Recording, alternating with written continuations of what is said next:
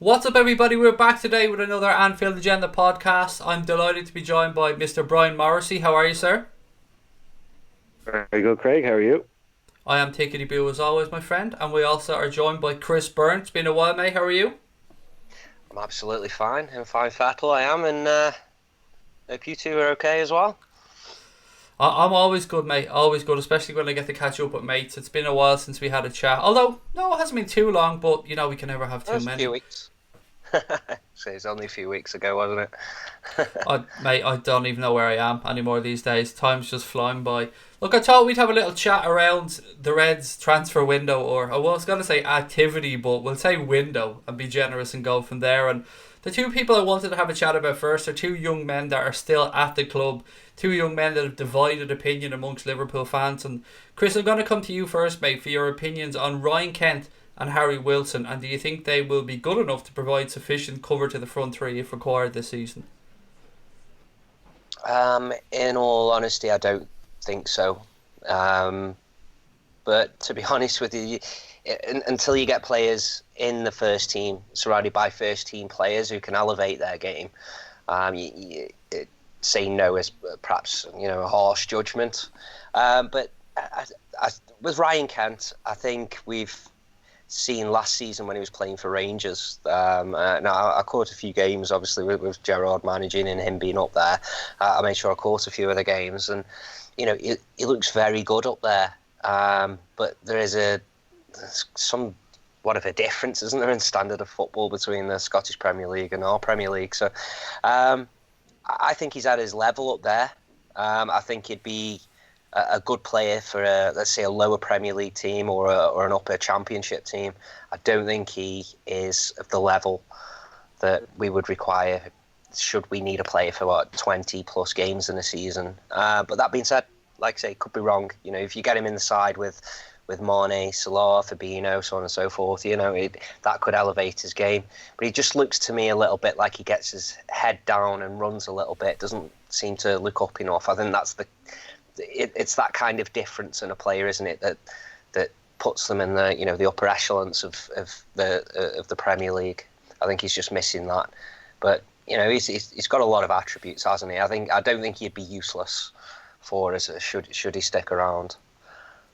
Yeah, it's tough to say because the caliber in pre-season hasn't been of the highest level so far. For me, of the two, Ryan Kent is the one that stood out. Now, Brian, we're gonna step up in opposition now. Obviously, later on as we record this later on tonight, we're gonna play Borussia Dortmund, Sunday Sevilla, and then Sporting Lisbon. I think then it's Lyon, and then the season starts, I believe. So the caliber of opposition, Brian, is gonna step up.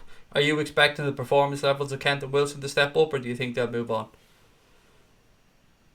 I don't know whether their personal performance levels will step up, and I'd be surprised really if that had any impact on what the club sees as their future. I think those decisions are already made, regardless of how they perform. I think they would have to be doing things they've never done before in the next 4 games to make themselves all of a sudden unsellable. Because I think the club have plans. Like the main question about whether they have any future for Liverpool. I don't like to be harsh because these are young boys. They're people I don't know. I'm just a fan, so it's only my opinion. But to be kind of blunt and harsh about it, I think they've absolutely no future whatsoever at Liverpool. Wilson has been around for more than long enough for the club to have seen everything he's capable of doing. Any time he has performed, it's been at a lower level. He was a bit of a highlights player for Derby. Had a very slow half to the season, second half of the season. Scored free kicks. That won against Man United Old Trafford, put him in the headlines. But he's the kind of player that, like Chris is saying, lower Premier League club, he's probably going to be a Robbie Brady, a standout guy, but not of the level required for a club like Liverpool that's way beyond where he was when he joined us or came to us. Ryan Kent, I'm not like Chris. I haven't seen him. I haven't seen that much of him at all. But I know these guys. Like he would have to do 25 goals a season up in Scotland with Rangers for people who are saying this guy could be good enough to play for Liverpool, because I don't think he is. Um, I don't think either of them have a future. I think they should be sold to make as much money as possible and just free up space and bring in younger lads, because Klopp has shown if you're good enough for Liverpool, you're old enough with Ryan Brewster. And Kent is older, I think. Wilson's definitely older. And I look at it this way. If we didn't own those boys, we would not be buying them. I think that's a fair point. I think Derby linked again today with another move for Wilson. They want him back on loan, and I think the price, if there is a price, Chris, that the club have put on both men, I read something that said they want comparable money to the money that Manchester United paid for that James kid from Swansea, and I think, you know what, I think that's probably about fair enough, 50 to 20 million maybe. Yeah. Possibly. Well, you would say so. I mean, if you're looking at Wilson particularly there, he provides match-winning moments. If I could liken him to somebody in terms of what his overall sort of impact on a 90-minute game is, but I would say Sigurdsson. He's not a 90-minute player. He just does something during those 90 minutes that could possibly win a match. And like Brian said there, it could be a free kick or just some thunderbolt from, let's say, 30 yards or so.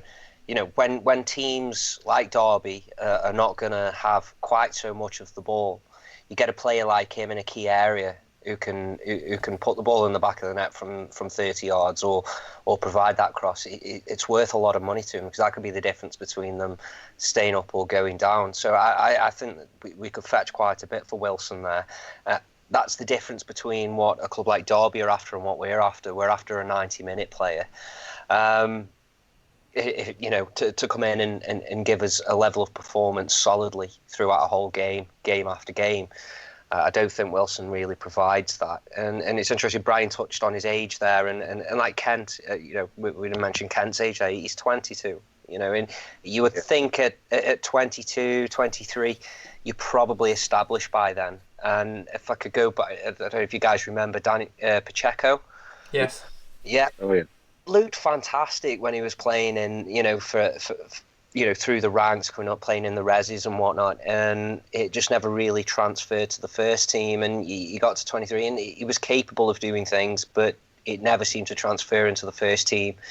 I think by that age, he moved on, didn't he? I don't know what he did after that, but various loans and moves around Spain. Yeah, you'd imagine by that age you should have perhaps not really cemented your place in the first team, but at least in and around the first team. Becoming like Divock Origi has now, and Robertson when he came in, he's only a year older than Kent, for example, when he came in, and Naby Keita too. That they're a level above, aren't they? You've got to be honest.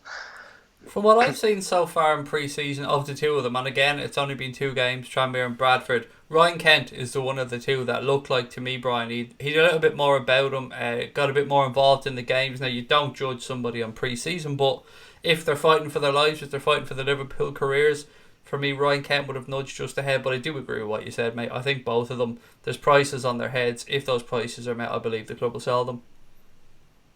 Yeah, Kent is probably playing for a move.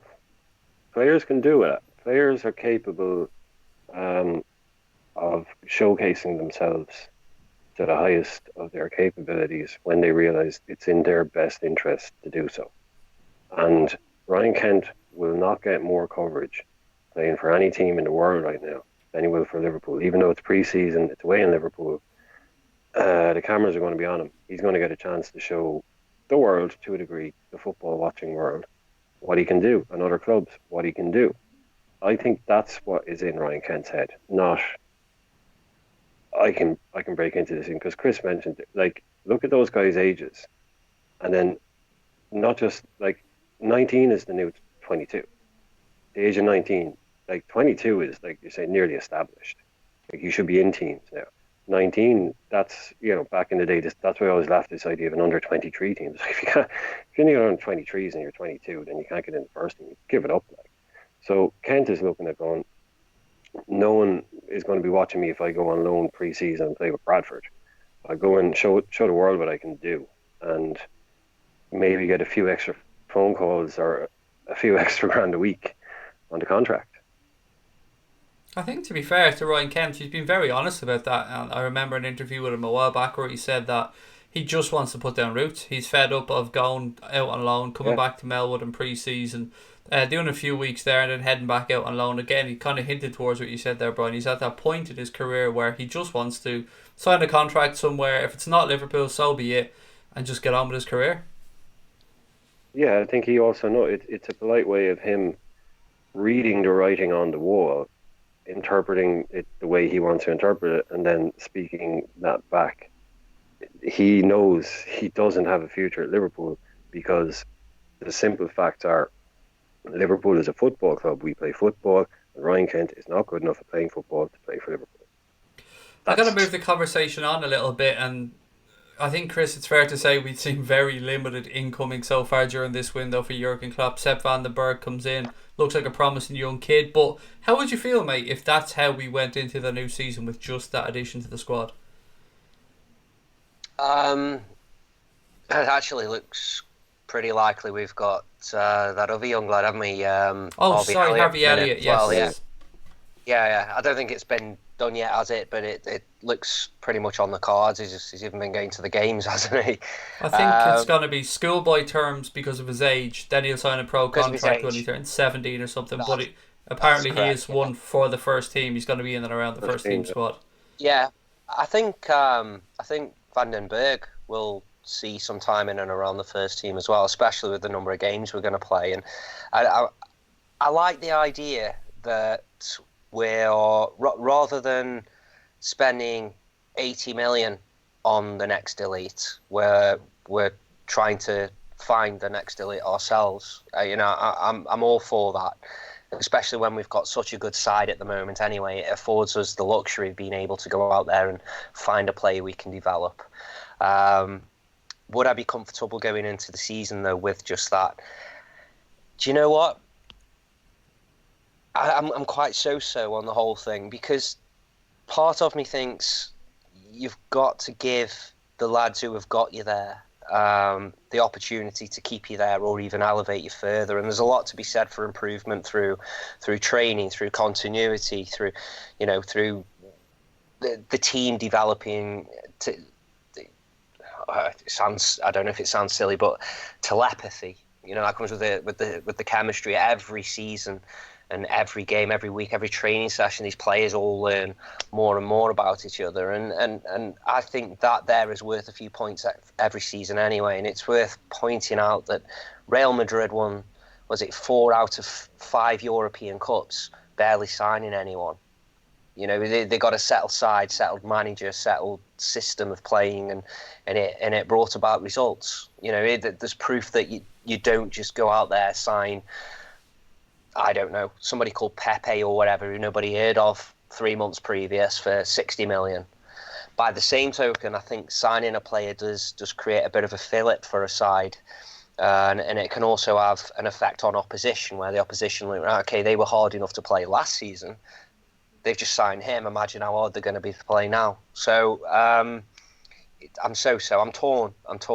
I don't think it's a disaster if we go into next season having just signed those two. But by the same token, I think it's always nice to have that bit of insurance of a new signing coming in and possibly making a big impact. Brian, Chris touched on the Pepe thing, and there seems to be a player every single summer that Liverpool have been linked with, although sometimes very tenuously linked with, and some fans build up in their head that this person is the answer, the saving grace. I mean, I'll point to Moses, Daddy Simon, Conor Plienka, Teixeira. How many times have we seen players being linked to the club and not sign? But you know what? Very few of these players have gone on to do anything or do anything serious with their careers where we've looked at it and gone, shit, we missed out there. Yeah, Thomas Lamar, another one. Another one. Good show. Clint Dempsey.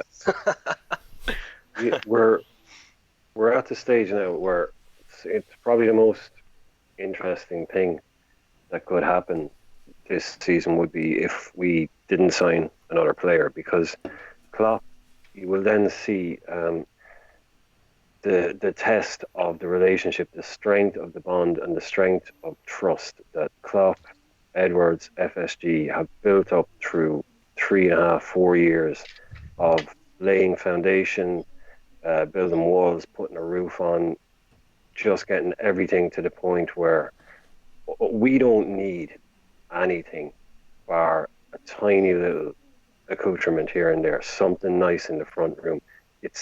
This team is so near to complete and perfect, and if the right player if the wrong player is brought into that squad at the moment and upsets the harmony, the mix, the balance, that is not worth it.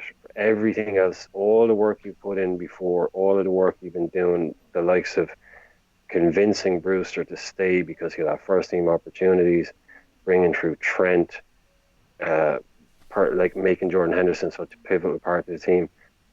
It's so difficult to get that final piece right. So the idea that, like you said, Nicolas Pepe is the answer to the question. What question? What is this question that we're asking? What we didn't score enough goals last year. We didn't win enough. 97 wasn't enough points. Winning the Champions League wasn't enough.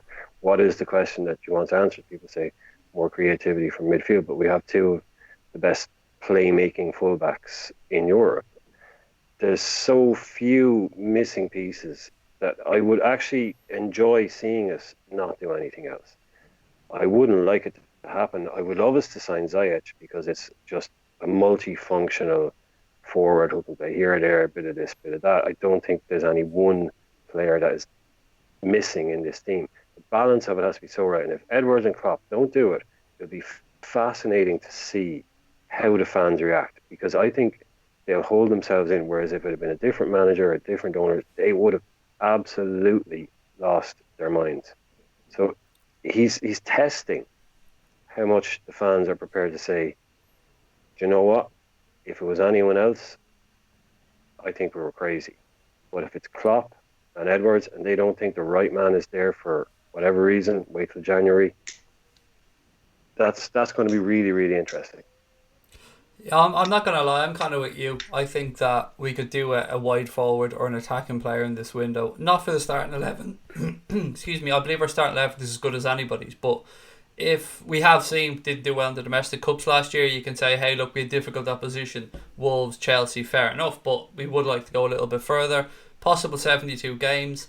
I agree with anybody who says Jurgen Klopp deserves our trust, has built up a reputation that deserves to be trusted. And I just feel, I don't know, one thing, Chris, we can say is it looks like, mate, we might have to see the end of Fekir Friday, because he's getting linked very strongly with a €25 million 5-year deal with Real Betis, although apparently he's hanging on just in case. But for me, that's the type of thing we should be all over, mate. And I don't know if his knees made a Weetabix. I don't know why we pulled out of that last deal, but Ziyech, Fekir, there are players there who we could bring in to do a job for reasonable money.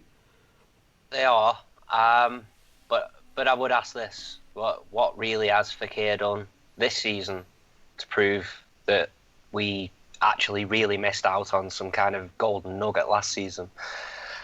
Not a lot, to be fair. Not exactly. A lot, I'll give you that. Exactly. And I mean, nothing against him. He is a very good player. We've all seen enough of him now. I think once we got linked with him, everybody had eyes on him, and he looked a really good player. But I'm asking this question here.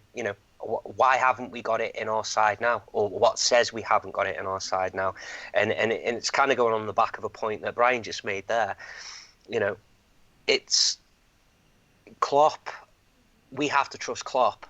Klopp has to trust his players, but also the players then, going further, the players have to trust Klopp. And I think that's what's happening here. I think he's putting his trust in the players. I think the players are now putting their trust in him. So when he says to, and let's be honest, he looks an exciting prospect, Ryan Brewster. When he says to him, you stay with us, don't go to Germany. You stay with us and we will give you that chance. I think you are good enough. Now, if Klopp thinks he's good enough, I'm going to think he's good enough. I'm going to tell you that now, right? Clearly, he is good enough if Klopp thinks he's good enough. Because so far, Klopp's,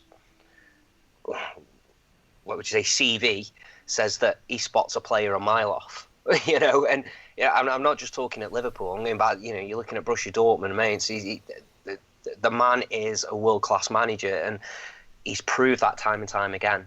And if in all his experience, he believes Graham Brewster is going to make an impact, then why do we need to go out and spend 40, 50, 60 million on somebody to come and bolster the front line when we've got him there? I suppose the question on Brewster, I don't think, well, very few people I've spoken to have any doubts about the kid's quality. We've seen already 3 goals in 2 halves of pre-season football. But is it asking too much, mate, or are we just being naive to say, could he go out there and do it in the Champions League group game? Is that too much pressure for the fans to put on him? Not for the manager. I don't believe Klopp will put him under too much pressure. I just wonder if Ryan Brewster didn't hit the ground running immediately, would he get enough leeway from the majority of fans? I would hope so. I think Brewster's reveling in it. I mean, the beauty of being a modern day football fan is that social media is awash with your football club that you support, and no more so than Liverpool being such a big club, and and nowadays so savvy with the way they're commercialised, and we get to see players like Brewster and what they're like off the pitch. The kid is walking around wearing a Champions League medal that he didn't play a minute for. He's cocky, he's confident, he's loving every minute of it. And if that isn't enough to suggest to us fans that he isn't ready to go for it this season and make an impact, I don't know what more we need. Now, let me put it this way, right? If Klopp says, okay, this season you're back up where the front three is now, Ray and Brewster, and we're all underwhelmed, I'd just like to point out that virtually as an entire fan base, we once got linked with Alexis Sanchez, who would have commanded 350,000 a week minimum to come and sign for us, and he went to Manchester United and he did absolute diddly squat for them, and partly from what I gather, has upset a few other people in the dressing room with the amount of money he earns and the amount of work he's been putting in. And then we can also look at the Pogba situation. Great big money signing that the whole, the media get behind Manchester United are back. They're going to win this. They're going to win that. They're going to win the other. Yeah, and let's be honest. He's one of the most divisive footballers in the Premiership. Some people blindly believe he's the best midfielder in the league, but the rest of us, with an ounce of sanity, look at him and think he's useless. Well, not useless, but he's not really the full shelling. And what I'd say is, right now, Klopp has got a bunch of players that he clearly believes in, and I think it's going to take a special kind of player. And I don't just mean in terms of abilities; I mean in terms of mentality and I don't know, humility to bring in and make a difference. He needs, look at his prized asset at the moment. It's James Milner. We can look at Salah and go, Salah's the most important, or Mane's the most important. He's like the glue that holds the side together. He's the consummate professional. He's fit as a fiddle. He's not. I would say he's like a no frills player. He's not blessed with lightning pace or a ridiculous touch or anything like that, but he does exactly what Klopp needs him to do in the system. And we don't watch these players train every day, so we don't know that these players could go into next season and do exactly what Klopp needs them to do within the system that Klopp sets up for a game. And I think that's probably why we get frustrated when a player hasn't signed yet, because we seem to think that we need to bring in this player to make up that point or 2 points difference that would have won us the league next season. Klopp looks at his squad and probably thinks it's there. And I for one, would probably suggest that Klopp's right on the basis that he was missing Oxlade Chamberlain last season, who arguably was our best player on the run-in. So it's, that is, I know people don't like that. It's like a new signing kind of thing. But going into next season, we have got a small handful of players there who will be like new signings, and that's got to be worth a few points next season, surely. Absolutely is, and Brian, Chris touched on it there. We're talking Alex Oxlade Chamberlain, Adam Lallana, and I'd even include Naby Keita in that list, because it's fair to say we didn't see the best of Naby because of a bit of a stop-start season, and obviously he's getting used to the new environment that he's in and that. So we know he's thinking some games maybe Lallana playing a little bit deeper. I hesitate to say the 6 because I don't see it in a Fabinho role. I'm talking more like a Jorginho kind of keep the game ticking along, quick short passes when we're dominating possession. as Chris said as well, Alex Oxlade Chamberlain was absolutely sensational during the run in the Champions League campaign before he picked up that terrible injury. And Naby Keita, well, I don't know what else I can say, but I love Naby Keita. Yeah, I suppose where will I start? Right, okay, let's go with Ilana in the sixth. I think that's a really interesting idea, and I don't want people to jump on me if you're listening. I'm talking about in some very particular circumstances because people will say, obviously, that's where Fabinho should be playing. We've never seen Fabinho if we play a three in midfield and the holder isn't Fabinho. We've never seen how good he is in that two ahead of that holder. So let's see a few games of him in that role, see what he's like. I'd imagine he's a Henderson type. He could do it. You can see how adaptable he plays right back, he plays centre back. So I think we're talking about Ilana in that Jorginho role. I think Regista role is probably the nicest way of putting it. Yeah, a Pirlo type situation. It would be when we're up against people who this famous low block, which apparently we need Coutinho to come back and help us break down because he used to always do that for the 5 years he was here. We never drew 0-0 with someone playing low block when Coutinho was here. No, you always stuck when Pep wins. Don't forget that. You need to bring him back straight away. So Lallana playing against those boys who are just going to sit back and do nothing when you don't need a holding midfielder like Fabinho to be breaking up attacks because they're flying at you.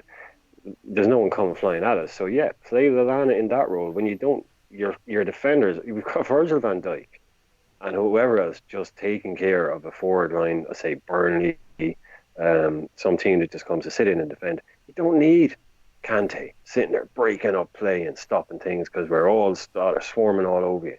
So yeah, fine. Try Lallana out in that. Tell people about it. Maybe it'll be one of those things that in 2 years' time Klopp said, I never should have bloody said that in the press conference. People jumped all over it. But try him out there because yeah, the way he described it, he's got all the attributes to play in that role. Moving on to Keita. Keita can be a phenomenon. We've completely forgotten as a fan base about Keita's skill set and what he can do. Just obviously not everyone, but people just go, oh no, we need a lad who can do this in midfield, and you're listening to him. It's kind of, you pretty much kind of just described Naby Keita there.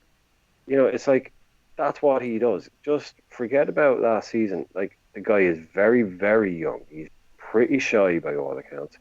He's moved to an incredibly different lifestyle, league, country to anything he's ever known before in his life. And we expect him to just switch it on. Just doesn't work like that. Sport rarely works like that. When this guy settles in, finds his rhythm, finds his place, because we saw it at the end of last year before he got that injury, he just started to spark a bit, scored a couple of goals, was able to do, getting involved in games. You can see confidence building. So every game he played got a little bit better. So how high is that ceiling with Naby Keita? I think it's way above where he is. So we don't need someone to do all the things that he does. He's one of the best in the world already doing what he does. And Alex Oxlade Chamberlain, exactly the same. I've said it before, and again, don't like this on a human level, but he is one major injury away from me giving up on the kid, because so much time will have passed, so many things will have happened, where it's just you were gone for this year, you were gone for that year. Things move on. When he is, I hope he just comes in because he gives us that extra burst from midfield as well. He's very similar to Keita. Just he'll get that ball, he'll take it, and he'll drive and he'll shoot. All of the things that we want from Coutinho, shots from outside the box. We don't shoot enough from outside the box. The energy, the enthusiasm. He's clearly a brilliant lad. Don't like you. The whole it's a new signing. I like a new signing. No one likes saying it because people just it's an easy thing for people to ridicule you for. But when these boys, if they were to come back, that's two of the best midfielders in England that barely featured for us last year. And again, to repeat, for emphasis, we got 97 points and we won the Champions League. Yeah, we fucking did. Yeah, we did. 6 times, baby. 6 times. Chris, anything you want to add to that, mate? I think Brian's pretty much knocked that one out of the park, to be fair. Well, Alex he Oxlade hasn't. Chamberlain is... I think Alex Oxlade Chamberlain's won everybody's hearts over as a person anyway. Well, he has, hasn't he? And again, I go back to what we see on social media again. You can see how integral he is to the dressing room. That's massive. It's not something we see every day and we live with. We've all, had jobs or been to uni or college or high school, and you've got a large group of friends, and there's some people you click with and some people you don't, and some but there's always that sort of person who's like Oxlade Chamberlain. He's like the court jester, so to speak, and you can see that the players love him, and that's massive. It's massive to have that. And then but I think we've got a lot of players like the camaraderie in that dressing room is like nothing I've seen before. But then again, we've not been able to see it like we do nowadays. But yeah, like Brian said there, these players they barely featured at all last season, and we can add Origi to that. He only really came, he only really sort of got involved middle of the season, ducked out again, and then came in towards the end, but made an impact, scored important goals, and by all accounts, the other players like him. Klopp likes him. He likes being at the club, or he wouldn't have re-signed. We've brought Ryan Brewster in, who it seems to only ever be arm's length away from Klopp, so Klopp thinks a lot of him. Everything about it, just if Klopp trusts these players, and he's been banging the Lallana drum again, and I know people don't like it, but Lallana is a quality footballer. I don't think Klopp literally means he's going to play him in the number 6 this season, like everyone's saying. What he's saying is he's that good at football, he would trust him in the number 6, even though he's not played there before. And he may play him there once, though. He did it with Gini. Gini hadn't played there till the first time Klopp put him there. Gini hadn't played centre-half till the first time Klopp put him there. But he recognises that he is a total footballer, and he can do exactly what Klopp tells him to the letter, and that's what Klopp wants from all of his players. So if Klopp trusts them, so do I. Do I want, and it goes back to the original question, do I want to see another player come in? Yes, it's nice. I'm a football fan, big kid at heart, love new signings. But if we go into a season with this group of players, and again, some weren't available last season who can come in this season and make a little bit of a difference, because there's only a small difference that can be made. We were that good last season. Then I'm all for it. The only thing I'd like to add to what you've both said is, and Chris kind of touched on it earlier on, is this is one of the rare seasons or the windows going to a season where we are not even considering losing any of our top talents. It hasn't even been seriously linked in the paper. There's been some stuff from market and stuff, some nonsense from Spain about Mane, and so we knew there was nothing to it. So that is very, very important for me going into this season, is the players know we're settled, we're here, we're ready to go. There's one player though that I just can't shake my mind of, and that is Nathaniel Clyne, Brian. I can't figure out for the life of me why we don't keep this guy around. I just can't figure it out.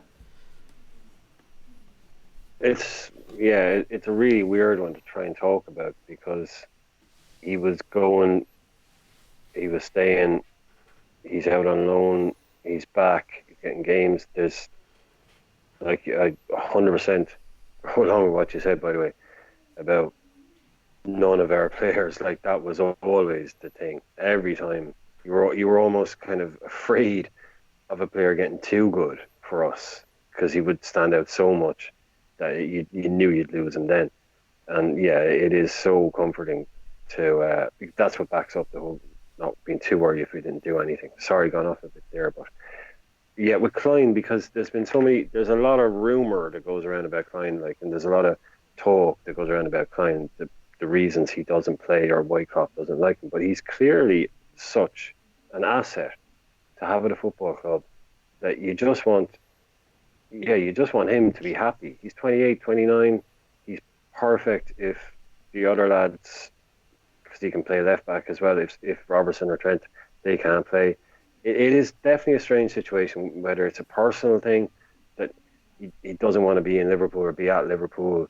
But if he can't get the right move, because I'd imagine his contract at Liverpool, I think is in the 3 figures. It's over 100 grand a week, especially if he plays and starts, and we win a game. He's a strange scenario. Yeah, I don't want to go too much into it, because I think it's not just a footballing thing. I know that's not what people want to hear, but it's I don't think we're going to know what's going on there until a few years down the line, because I think whatever's happened in his career, it has stalled a little bit. And when we got him, we were thinking, well, that's right back sorted for the next 6 or 7 years. Yeah, it's not, Chris. It's only like what, a year ago, a year and a half ago, we were having a genuine conversation around, is it expecting too much for a young kid like Trent Alexander-Arnold to be coming in and taking over from Nathaniel Clyne? And well, he's certainly done that. But I think maybe what Brian said is right. This might be something we don't know about going on here, but we can only take it at face value. And from a footballing perspective, I think Clyne could still do a job. Definitely. Oh, definitely. I mean, there's never. I don't think there's ever really been any doubt in what a good fullback is. I mean, I don't know whether it was just bias from my point of view, but when he was playing week in week out for us, Walker was getting the start over him for England, and I was questioning. I honestly think he's twice the player Walker is. He's a very, very, very good fullback. So it just goes to what Brian said. There's got to be something more to it as to why he stopped playing. And I don't think it was just simply down to Trent being so good, because up until perhaps this, I would say sort of the last half a season just gone, we haven't really seen Trent Alexander-Arnold be consistent, really. You know, he'd be in and out, wouldn't he? Even Klopp would bring him out the side every now and again and shift Gomez over. And I think actually until Gomez started at centre-half and put in a string of good performances, I think he would have shared that berth with Gomez rather than being our out-and-out right-back. So what I'm saying is even Gomez was there in front of him as well. So I do find that strange that he's not, he didn't get fit, which he did in the end, and see himself not so much starting over Trent, because Trent offers something perhaps that Clyne doesn't, and Brian's already touched on this, how important our fullbacks are in the way we play. They're very creative, and I think that's probably where Trent trumps him a little bit. But you wouldn't say Gomez does, and even Gomez was getting picked over him. So there is something there. Very good player. Bags of experience. I would imagine if he was willing to stay or just at least see out his contract, that would be of a benefit to us, because he can also switch to the left-hand side, and that's another position I think we're struggling in terms of numbers, isn't it? I'd say that's the only position I think we're struggling in terms of numbers anyway. So, I mean, God forbid Robbo dips out through injury or whatever, because he is massively important to us. You'd at least need somebody who's solid and experienced to fill in there. In terms of going forward, that's up to Klopp to tweak, isn't it? And I think he can. I think we've got the players to do that. So I would like to see him stay, at least see out his contract. But in terms of the question as to why he's not really kicked on, God knows, really, because he's a good player. He really is a good player. And it wouldn't be any tragedy if he stayed. But given how little he's played for us, it's not a huge miss if he goes, but we would need to look to bring somebody in to cover left back, I think. Gents, the start of the season is creeping up upon us, and I'm not sure if I'll get to talk to you both. I'm away next week before the season starts, so I wanted to ask you both before we finish up, and I'll come to you first, Brian. What are your hopes and your expectations, mate, for the upcoming season for the Reds? Well, the hope is the one constant hope, isn't it? And it's at the stage now where it's what I've always described it as a yearning.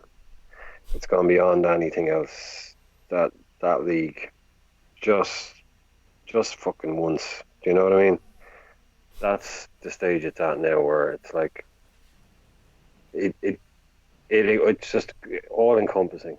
If that team with Jurgen Klopp, but you've got so many worthy legends. You've got players that have won leagues for Chelsea that were there for a year and a half. We've got lads, that team to win the league. That's the only thing I can hope for. I don't even care about almost anything else at this stage. We've all had our hunger sated by the trophy last season, the biggest trophy of all of them. When you talk to players, I know when it comes down to for people like us, it's domestic success. It was always the bread and butter. The league is the bread and butter. You win the Champions League, but that's because you won your league and you got into that league. That's all long gone now. But to just end all of that, it is genuine hurt. It's pain. that's the hope. That's the heart. That's what, what's on the inside. What are your feelings? What are your emotions? I want to see these boys have amazing, unbelievable success. I want to see stories like Andy Robertson continue. The boy from Scotland working in Tesco, ending up at Hull. I want to see all of that go further, and these inspirational stories continue. These are not like world class stars. The Robbo got expectation. his gold can of tenants today. Did you see that? No, no, Yeah, I yeah. didn't. Tenants presented him with a gold can of tenants, kind of like to celebrate the fact that he came from being dropped by Celtic, having no club, to going on and winning the European Cup. And Brian, if that isn't a life goal achieved, I don't know what is. I mean, you can talk Yeah, well, about we being all knighted, you can talk about winning Champions League, but when you get a gold can of tenants, mate, it doesn't get much better than that. you you've made it. Yeah, you might. That's fantastic. The expectations. That's so tough because you also have to factor in what can Manchester City do other than buy more players and try and keep this huge intensity going. Now, people are going to laugh at me saying, "Oh, what can they do? You're crazy. They got all this. They got all these points last year. They have all this money. They have Guardiola. They have all this uh, incredible depth to their squad." So, but that also comes along with world renowned, famous, huge level of intensity and work rate that comes with playing for Guardiola and playing with Guardiola and following out all his instructions, his tactics to the letter, doing everything the way he wants it day in, day out. Players, their brains pop. It just they get to a point, either they're gone or he's gone. It's it's hyper intensity. That's why it's so successful. But it's not a long term project. So there comes a point where it won't quite click for them because he'll have one too many new players who aren't quite used to it, and one too many older players that are just done with it. They've won enough titles. The more you win, the more your hunger disappears. So, can we be there with the right amount of hunger ourselves because we've won something? Does that create a little drop off that imperceptible 1% in players? We need to be there to take advantage if they're not. I think they have one more season in the Manchester City at full Guardiola. So my expectations are potential bitter disappointment at going through a situation like last year where we didn't win the league, but we were so close, and probably win the European Cup again because that's just what we do. And for yourself, Chris? Well, my hope it's pretty much the same as Brian. I think if you ask any Liverpool fan what the hopes and expectations are, providing they get the context of the question, they'll answer it exactly the same as Brian did there, and I'm no different. Hope is we go on and win the league and win the European Cup. Expectation, and I've said this before. I said this all last season as well. Not well, last season before when I was on the podcast, is that we carry on being this side who are in the conversation for major honours. So from the business end of the season, we need to be in the conversation. We may miss out. It may be a brave effort like last season and we just miss out because Man City is so good in the league and Real Madrid got their act together and decided they were going to win the European Cup again or whatever. We may just miss out, but we need to be in that conversation year in, year out. No team in the world wins everything every single year. But the way they attract top players and keep top players and keep bringing in top managers after the last one's left is by constantly being in the conversation at the end of every season for major honours, win or lose. And that's where we need to be. We've had this for 5 minutes, so we can't really get ahead of ourselves. I don't think we can anyway. What we did last season was fantastic. 97 points usually wins the league 9 times out of 10. We've been to 2 Champions League finals and won one of them on the back of being to a Europa League final. And we also obviously made another domestic final that year. So we are now in the hunt for the last 3 seasons. We've been in the hunt for honours. We need to keep that going. Not necessarily. It doesn't mean we need to win them. This is what goes on. People will say it's a failure if you don't win trophies. It's not. It's a failure if you don't look like you're going to win trophies. That's the difference, and that's not me accepting mediocrity as people like to put it. That's just me being a realist. You don't win every single season.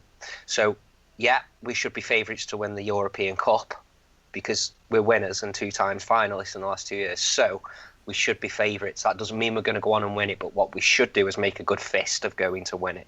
So, you would expect semi-finals, final this season. That would be an expectation. In terms of the league, we could get 1 more point next season and finish 3rd because Tottenham have had an exceptional season or whatever. You know what I mean? And Man City could still win the league because they've got ridiculous resources, and like Brian said, they've got a manager who's got that side working so hard and it's been so well drilled. It's just virtually impossible to take them on and beat them. But by the same time, I think we've shown that we can run them all the way. And I go back to the last podcast I was on with you, Craig. I think them losing company is massive because when it doesn't translate onto the pitch, when those players are, like Brian said, at their end of the rope with the instruction and what's being expected of them, it's the leader on the pitch that sees them through. And he did that for them last season on a number of occasions. And I don't just mean the goal, that's just a wonder goal. It's what he did during each and every one of those 90 minutes that he played. They haven't got that on the pitch. We have still got ours. We've still got our Milner. We've still got our Henderson. We've still got our Van Dijk. We've got those players. They don't. So I think that doesn't mean I think our expectation is to win the league. That's more why it's a hope that we can. But I think we should, because of that, be pushing them just as close, if not winning it. I don't know about the people listening, but I'm riled up now and ready to go for this season. I'm absolutely buzzing. Gentlemen, it's been a pleasure. Brian, thank you so much for your time, mate. It's always great to have you on. I will speak to you soon, mate, but still having a great summer. And Chris, it's always a pleasure, mate. I know you're a busy man, so thank you for giving up your time. Guys, I hope you've enjoyed this podcast. And Brian, again, if you want to just say goodbye, mate, or say hello to everybody again, or wave, because nobody can see it, but just make a noise. Yeah, just hello. I hope everyone that listens to this likes it and leave some nice comments. I had hoped you were going to say I love lamp, but then again I just have a really weird sense of humour. But look, ladies and gentlemen, we'd love to know your comments. Please do put them in the comment section below. Give us a thumbs up and of course subscribe to the channel. Thank you very much for listening, and up the motherfucking Reds.